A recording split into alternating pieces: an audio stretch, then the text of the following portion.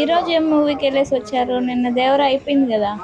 ఈరోజా మన కార్తీది ఉన్నది కదా, సత్యం సుందరం అని మన కార్తీ. మొన్న పవన్ కళ్యాణ్ లడ్డు విషయంలో వచ్చాడు కదా, ఆ, ఆ మూవీనేనా? అదే ఆయన అరిచాడేమో తెలియదు కానీ మొత్తానికి సినిమాకి అయితే మంచి అటెన్షన్ అయితే వచ్చేసింది సినిమాకి. దానివల్ల చాలా మంది అసలు అది ఇది ఒక సినిమా వస్తుందని చెప్పి చాలా మందికి తెలిసింది. ఆయన అరచడం అయితే మంచిదే అయింది వాళ్ళకి. స్టోరీ ఏంటి? అంటే స్టోరీ చెప్పలేం. స్టోరీ అంటే పలానా దాని గురించి అంటే మామూలు రెగ్యులర్ స్టోరీ అయితే రెగ్యులర్ సినిమా అయితే కాదు ఇది. యాక్చువల్‌గా మనం 96 సినిమా చూసాం తమిళ్‌లో. తెలుగులో 'జాను' అని సినిమా రిలీజ్ అయింది. తెలుగులో పెద్దగా ఆడలేదు. కానీ తమిళ్‌లో విజయ్ సేతుపతి, త్రిష చేశారు. ఆ సినిమా సూపర్ డూపర్ హిట్ అయిందాడ. అదే సేమ్ డైరెక్టర్. కాబట్టి దీనికి స్టోరీ పలానా దాని గురించి పలానా అని చెప్పలేం గానీ, కాకపోతే లైన్ చెప్తాను నేను ఎట్లుంటదంటే ఆ అంటే టాపిక్ దేని మీద నడుస్తుందో అది చెప్పు. అది అలా అది చెప్తాను. యాక్చువల్‌గా మనం ఒక సొంత ఊర్లో మనం పుట్టి, మన తరతరాలు ఒక సొంత ఊర్లో ఉంటాం గదా! మనం ఇక్కడి నుంచి ఒక అంటే మనకు కొన్ని కారణాల వల్ల, కొన్ని గొడవల వల్ల మన ఊరు ఖాళీ చేసి ఒకవేళ ఎళ్ళిపోయినామనుకో. ఫర్ ఎగ్జాంపుల్ ఒక 20 ఇయర్స్ తర్వాత మళ్ళా మనము ఏదైనా ఒక అత్యవసరం మీద ఇష్టం లేకపోయినా సరే మళ్ళా ఆ ఊరికొస్తే అక్కడ జరగడం మన జ్ఞాపకాలు, మనం ఎప్పుడో ఒక పిడిసి అన్నం పెట్టినప్పుడు అది తిని కృతజ్ఞతగా ఉండే మనుషులు, మన మీద చూపించే ప్రేమ, అనురాగాలు అవన్నీ మన లైఫ్‌లో మనం కోల్పోయిన ఆనందాన్ని మళ్ళా మనం గుర్తు చేస్తా ఉంటే ఎలా ఉంటదో, అదొక లైఫ్ జర్నీ అనుకో. ఒక లైఫ్ జర్నీ, ఒక పర్సన్ లైఫ్ జర్నీ మనకు సినిమా రూపంలో తీసి చూపించాడు. అది సో, దీన్ని మనం స్టోరీ అని చెప్పలేం గానీ, ఆ లైన్ అయితే ఇదే అనమాట. ఆ లైన్ మీద ఎళ్తా ఉంటది సినిమా. సినిమా కదా, పాటలేమి ఉండవా మరి? అంటే ఈ సినిమాలో పాటలంటే మ్యూజిక్ డీసెంట్ మ్యూజిక్ ఉంటది. Background score. సాంగ్స్ అంటే ఒకటే బ్యాక్‌గ్రౌండ్ సాంగ్ ఒకటే ఉంటది. అంత సాంగ్స్ పెట్టేదానికి స్కోప్ లేదు. నీకు ఇంకో విషయం తెలుసా? ఈ సినిమాలో యాక్టర్‌లు గూడా అంతమంది ఉండరు. జస్ట్ మన వాళ్ళిద్దరి మధ్యనే సినిమా అంతా నడిచిపోతది. కార్తీ అయితే ఇంగ కార్తీ పెర్ఫార్మన్స్ గురించి ఏం చెప్తాను చెప్పు. విరగదీసేసాడు పెర్ఫార్మన్సు. ఇంగ అలా అరవింద్ స్వామి గురించి ఆయన ఎంత పెద్ద సీనియర్ యాక్టర్. అంటే వాళ్ళిద్దరి మధ్యనే సినిమా మొత్తం నడిచిపోతది. సినిమా చూసినంత సేపు మనమేమో సినిమా చూసినట్టు అని ఫీలింగ్ ఉండదు. అలాగని ఆర్టిస్ట్‌లు ఎవరు కనపడరు సినిమాలో. ఎంత అంటే అంత ఒక కలిపి ఆ! ట్రైలర్‌లో చూసినట్లుగా ఆ! 2 పర్సన్స్ మధ్యలోనే రన్ అవుతా ఉంటదా? అంతే. వాళ్ళిద్దరి మధ్యనే అంతా సినిమా అంతా ఉంటది. ఆ ట్రైలర్ చూపియడానికి కూడా జనాలేండరసలు సినిమాలో. హ్మ్. అందరూ కలిపి 5, 6 మందే ఉంటారంతే. కానీ బడ్ మనకు సినిమా ఏమో సినిమా మీద అనిపిస్తది. బడ్జెట్ మటుకు చాలా తక్కువ పెట్టి తీశారు. ఆ! మీ 'జ్యోతికకి', 'సూర్యకి' బాగా మిగిలిచ్చారు. అంటే ప్రొడ్యూసర్ హ్మ్. సూర్యనేనా? ప్రొడ్యూసర్ సూర్యనే. మా మూవీ గురించి హ్మ్.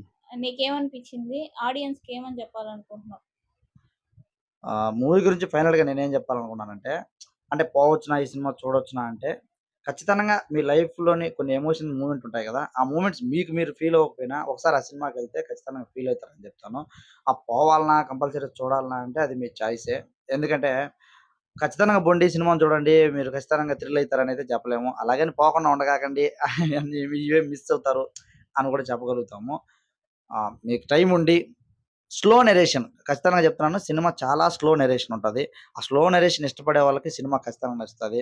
ఇంక ఈ మాస్ సినిమాలు, ఇట్లా యాక్షన్ సినిమాలు, ఈ లవ్ స్టోరీలు ఇవన్నీ చూసే వాళ్ళకి ఖచ్చితంగా ఈ సినిమా అంతగా అనిపియదు. క్లాస్‌గా ఉండాలి. మాకు డీసెంట్‌గా ఉండాలి సినిమా అంటే చాలా స్లో నరేషను. సినిమా ఖచ్చితంగా అయితే డిసప్పాయింట్ చేయదు. ఎస్పెషల్లీ మన 'కార్తీ' కోసం అయితే ఖచ్చితంగా ఒకసారి ట్రై చేయొచ్చు సినిమాని. అందులో ఎటువంటి డౌట్ లేదు. మీరు పెట్టిన డబ్బులకైతే వర్త్ అని చెప్పొచ్చు. ఎందుకంటే మీరు చూడొచ్చు.